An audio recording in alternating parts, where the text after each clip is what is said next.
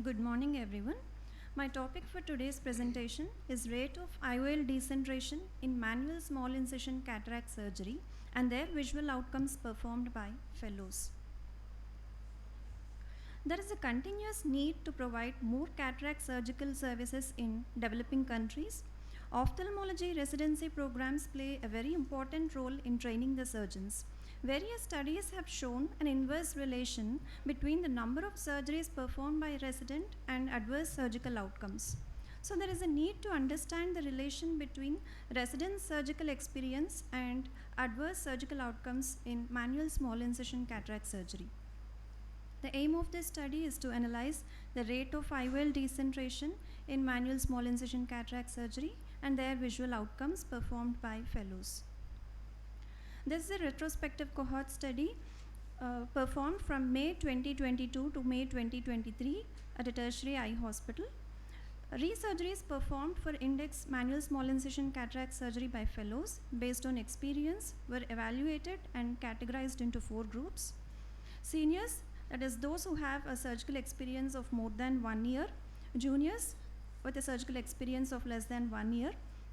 Those who have a prior surgical experience of having performed less than 100 SICS and more than 100 SICS. And these groups were analyzed using computerized database. The resurgeries done within 30 days of surgery were captured and analyzed.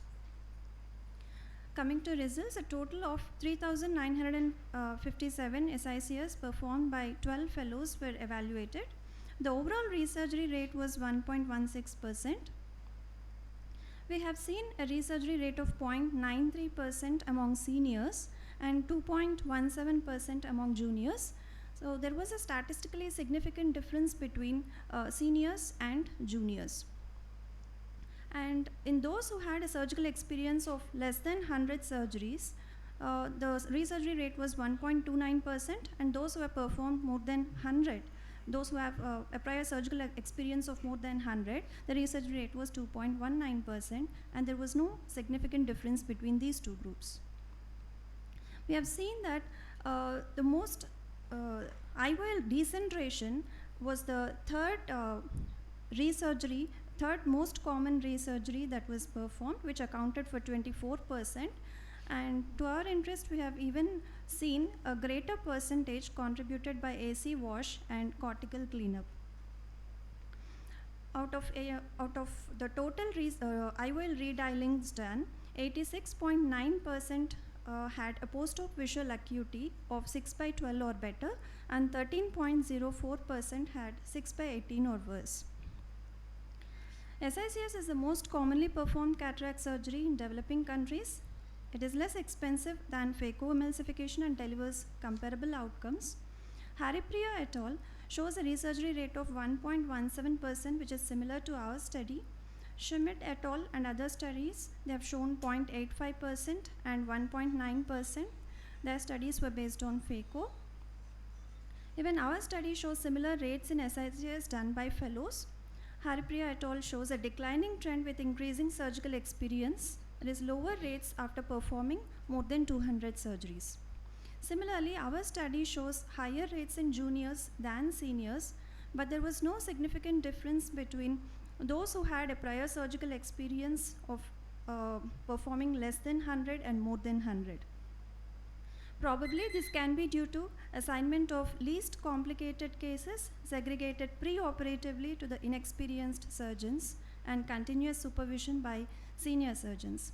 Haripriya et al. Shows a cortical cleanup and IOL redialing as the most common resurgeries done.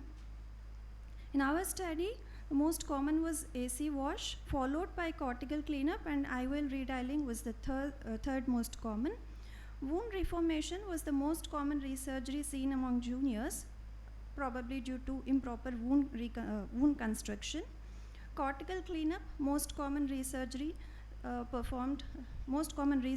among the seniors, probably due to assignment of complicated cases like small pupil PXF and mature cataracts.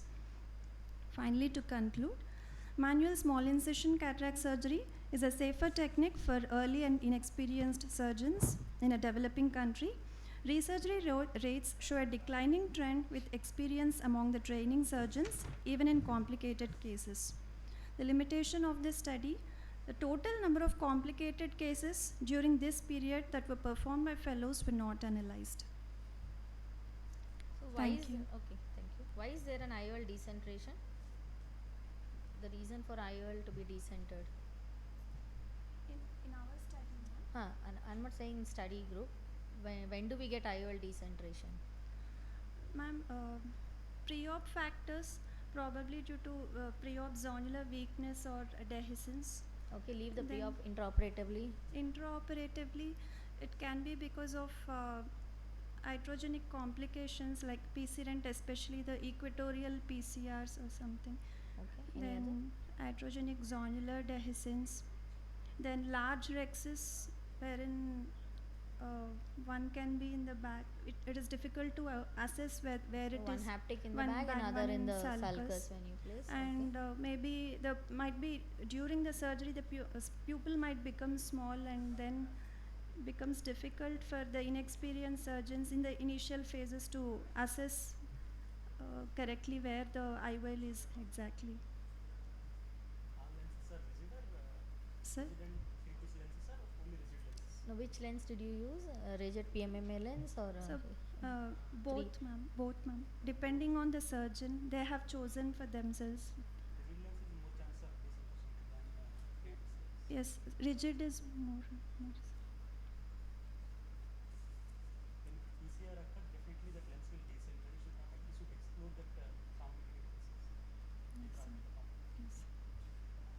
Thank you, sir.